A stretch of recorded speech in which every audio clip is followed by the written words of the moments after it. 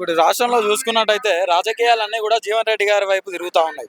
ఇప్పుడు ఆ జీవన్ రెడ్డి గారి పార్టీ మార్పుని ఏ విధంగా చూస్తారన్న మీరు? ఒకటి తమ్ముడు, మంచి క్వశ్చన్ సార్. జీవన్ రెడ్డి గారికి ఏం అన్యాయం చేసింది పార్టీ చెప్పండి. ఆ? ఏం అన్యాయం చేసింది? సంపాదించుకుంటారు, ప్రతి ఒక్కరు సంపాదించుకుంటున్నారు, కానీ కనిపించదు. వాళ్ళ చుట్టాలకి అన్నదమ్ముల పిల్లలకు వాళ్ళు చేసుకుంటున్నారు. అవి బయటకు వస్తాయా? రావు. ఇప్పుడు ఒకటి ఎగ్జాంపుల్ చెప్తాను. ఎవరు? మోడీ అన్న తమ్ములు మేనత్త పిల్లలు నా దగ్గర లిస్ట్ ఉంది. ఎవరైతే స్కూల్లో అటెండర్ పనిచేసిండో అలాంటి వాడికి 5 స్కూళ్ళు. ఎవరైతే కాలేజీలో చపరాసి పని బాత్రూమ్లు కడిగిండో వానికి 5 కాలేజీలు. పెట్రోల్ బంక్ లో పనిచేసిన వాళ్ళకి పెట్రోల్ బంకులు. ఇవన్నీ ఎన్ని నుంచి వస్తున్నాయి? ఈ జీవన్ రెడ్డి గారు కూడా ఆలోచించాలి. మరి నేను అడుగుతున్నాను, పొన్నాల లక్ష్మయ్య పోయిండు, ఆయన పని ఏమైంది?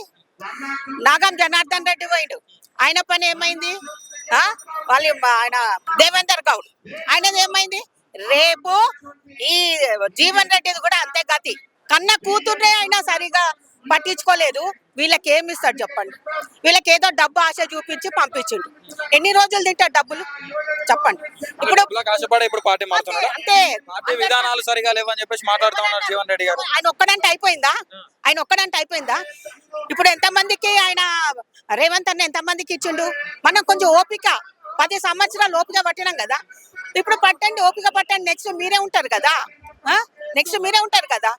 పార్టీలో సీనియర్ నాయకుడు సముచిత స్థానం కల్పించాలి అని చెప్పేసి మాట్లాడుతూ ఉన్నారు. అట్లా అంటే మరి హనుమంతరావు అన్న ఎట్లా ఉండాలా? ఆయన కన్నా పెద్ద అయినా కదా, ఆయన ఓపికతో లేడా? సలహాలు ఇస్తున్నాడు, ఏం చెయ్యాలా ఏంది అనేసి. ఎంత మంచిగా అందరితో మాట్లాడతాడు. ఇప్పుడు అందరు తిడుతున్నారు ఆయనతో ఉన్న వాళ్ళు ఆయన తిడుతున్నారు. ఓపిక లేదు. ఒక్కటి తమ్ముడు, లీడర్లు మారుతారు, పార్టీలు కార్యకర్త మారడు. కార్యకర్త అస్సలు మారారు. లీడర్ ఎక్కడైనా పోని ఏడైనా సావని. కార్యకర్త స్థాయి నుంచే లీడర్ గా ఎదిగింది కదా జీవన్ రెడ్డి గారు. ఆయన ఆలోచించాలి కదా, డబ్బులు ఏంది, వాళ్ళు వస్తే రేపు పోతాయి, అవునా కదా? మరి డబ్బులకు ఆశపడి నువ్వు ఇజ్జత్ తీసుకుని నీ కాడ ఏముంటది? ప్రతి ఒక్కరు అంటారు నా డబ్బుల, ప్రతి ఒక్కరు అదే మాట.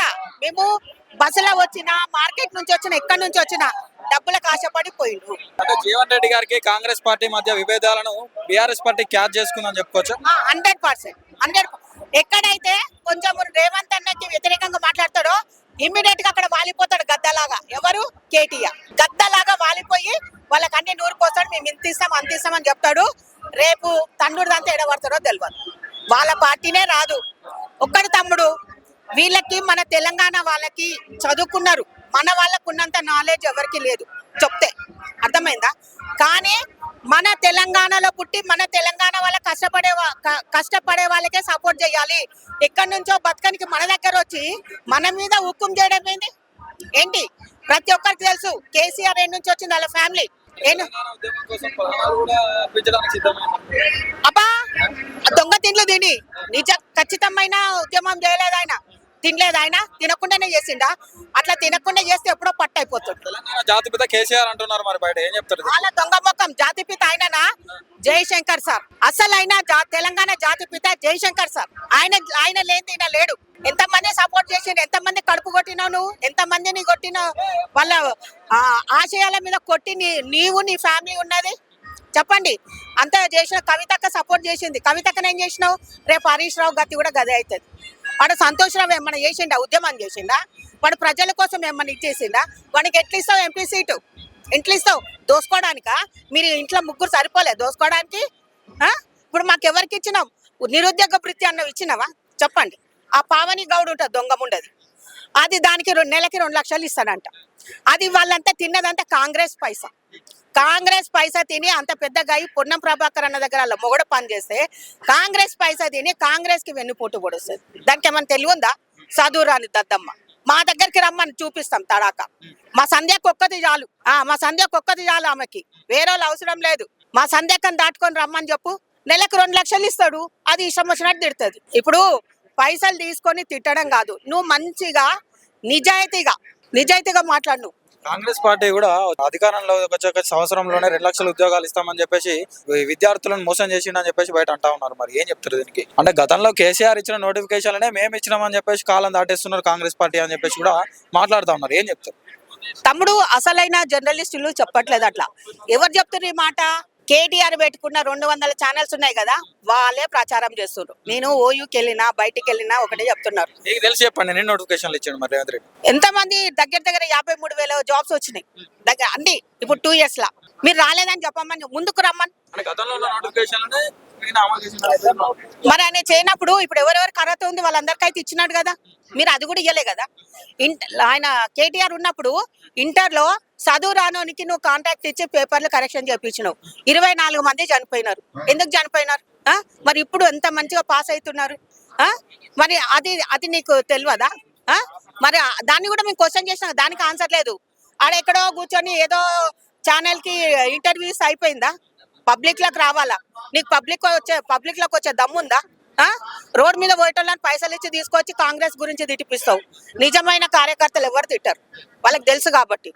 మేము కూడా మా తాతల దగ్గర నుంచి ఉన్నాం కాంగ్రెస్ లో, అర్థమైందా? కాంగ్రెస్ లో మా తాతల దగ్గర నుంచి ఉన్నాం. ఆయన కూడా కాంగ్రెస్ నుంచి వచ్చినాడే కదా, ఆయనకు తెలియదా? అరే కాంగ్రెస్ లో ఉంటే దోసుకోవడానికి వీల్లేదని అక్కడ పోయినావు, టీడీపీలో దోసుకున్నావు.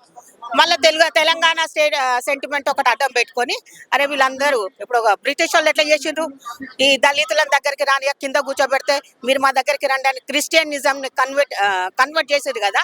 ఆ విధంగా ఇప్పుడు కేసీఆర్ తెలంగాణ వాళ్ళది సెంటిమెంట్ తీసుకొని ఇక ఆయన ఒక్కడే కాదు కదా, చాలా మంది ఉన్నారు. కోదండరాం సార్ ఉన్నారు, మెయిన్ మన వాళ్ళని రెచ్చగొట్టింది అన్న, మన వాళ్ళని తెలంగాణ వాళ్ళని రెచ్చగొడితే ఎట్లా ఉంటది? ఆవేశంతోని ఇప్పుడు మనం కూడా ఇంట్లో మనకి ఏమైనా ప్రాబ్లం వస్తే ఆవేశం వస్తుంది, సూసైడ్ చేసుకోవాలనిపిస్తుంది. మళ్ళీ ఆలోచిస్తే అరే ఉండి సాధించాలా అని చెప్పుంటది. వాళ్ళకి అట్లా రెచ్చగొట్టిండు ఎవరు హరీష్ రావు అన్న, కవితక్క, బాపు, తెలంగాణ బాపు, కేసీఆర్, కొంతమంది లీడర్ రెచ్చగొట్టి వాళ్ళ ప్రాణాలు తీసిండు. మరి సరే ప్రాణాలు పోయినాయి, మరి వాళ్ళకి ఏమన్నా చేసినావా? ఎవరికి చేయలేదు. ఫస్ట్ విద్యార్థి శ్రీకాంతాచారి ఏమన్నా చేసినావా? ఏదో ఓడిపోతుందని తెలుసు అక్కడ టికెట్ ఇచ్చినావు అంటే ఇచ్చి చేతులు దులిపేసుకున్నావు. అంటే నీకు పైసలు కావాలి, పైసలు ఇస్తే మంచి సీట్ ఇస్తావు. ఆ పైసలన్నీ ఎవరి? మా తెలంగాణ వాళ్ళే. నువ్వు మీ ఆంధ్ర నుంచి బీహార్ నుంచి తెలియదు. ఊర్లలో కొండి అందరికి తెలుసు ఆయన చరిత్ర, ఎందుకు ఓడించారు అందుకని. బీఆర్ఎస్ పార్టీ ప్రభుత్వం వాళ్ళు కళలు కంటున్నారు, గాలిలో కళలు కంటున్నారు, మేడలు కడుతున్నారు. అసలు ఇంకా చాలా ఇప్పుడు మొన్న అన్నీ వచ్చినాయి, ఇప్పుడు అవి కూడా రావు. ఎందుకంటే ప్రతి ఒక్కరు కన్ను తెరిచిండ్రు, ఆయన ఏందో తెలుసుకున్నారు. పేదల పొట్ట కొడుతున్నాడు రేవంత్ రెడ్డి అని మాట్లాడుతా ఉన్నారు, పేదల ఇళ్ల మీద కొడుతున్నాడు. ఇప్పుడు హైడ్రా తీసుకొచ్చిండు, దాని మీద పొట్టు తిడిపిస్తుండు కేటీఆర్ డబ్బులు ఇచ్చి. కానీ అవి మరి అక్కడ ప్రజలు ఎందుకో పాలాభిషేకం చేస్తున్నారు. ఆ జాగలన్నీ కూడా కాపాడి వాళ్ళకి చేతికి ఇచ్చిండు. అందుకని వాళ్ళందరూ పాలాభిషేకం చేస్తున్నారు. నేను ఇక్కడ ఫ్యాక్టరీ దగ్గర పోయాను, అక్కడ వాళ్ళైతే మంచిగా చక్కగా ర్యాలీ చేసిరు. కనీసం నోటీసులు ఇవ్వకుండా ఇళ్ల మీదకి వచ్చి కూల్చేయడం ఏంది? నోటీసులు వస్తున్నాయి కానీ వాళ్ళు ఇవ్వట్లేదు. వాళ్ళు చెప్తున్నారు. ఇప్పుడు వాళ్ళ పార్టీ ఉంటుంది నాన్న, ఇప్పుడు నేను కాంగ్రెస్, ఈమె టీఆర్ఎస్ ఉంది, ఆమెకి ఎంత నీ దగ్గర ఇచ్చినా ఇవ్వలేదని చెప్తాను. అట్లా ఇస్తా. ఒకటి తమ్ముడు వీడియో చేశానంటే 2,000 అంట, జస్ట్ ఆడియో వాళ్ళని తిట్టడం ఆడియో చేస్తానంటే 1,000 రూపాయలు అంట. ఇది ఎక్కడన్నా ఉందా? మళ్ళా తిట్ల పురాణం పరిచయం చేసిందే కేసీఆర్ కల్వకుంట్ల. మేము ఇంత పెద్దగా 45 years నాకు ఇప్పుడు కూడా ఒక మినిస్టర్, ఒక సీఎం బూత్ తిట్టింది లేదు. కాంగ్రెస్ వాళ్ళు కూడా తిట్టిరు ఎప్పుడైనా? తిడితే వాళ్ళు విమర్శించుకుంటారు, కానీ ఆ బూతులను పరిచయం చేసింది ఎవరు? కేసీఆర్. మరి మీకు సమాధానం ఇవ్వాలి కదా, మీరు అన్నప్పుడు సమాధానం ఇవ్వాలి కదా. మేము సమాధానం ఇవ్వకపోతే వాళ్ళే అంటారు అరే వీళ్ళు నిజంగానే తప్పు చేసిర్రు, వీళ్ళకు సమాధానం ఆన్సర్ ఇచ్చే దమ్మే లేదు అంటారు. సీఎం స్థాయిలో ఉండి సమాధానం ఇవ్వచ్చా? అట్లా భాషా విధానం ఆయన మాట్లాడలేదు. ఆయన సీఎం ఉన్నప్పుడు తిట్టలే కిషన్ రెడ్డిని రండా గిండా అని తిట్టలేదా? మరి ఆయన చెయ్యొచ్చా? అది కరెక్ట్ అయితే ఈయన తిట్టింది కూడా కరెక్టే, ఆయనది రాంగ్ అయితే ఈయనది కూడా రాంగ్. మీరే చెప్పాలి. మీరు అందరికి ఇంటర్వ్యూ తీశారు కదా, మీరే చెప్పండి. ఆయనది కరెక్ట్ అయితే రేవంత్ అన్నది కూడా కరెక్ట్ 100%. అవునా కాదు?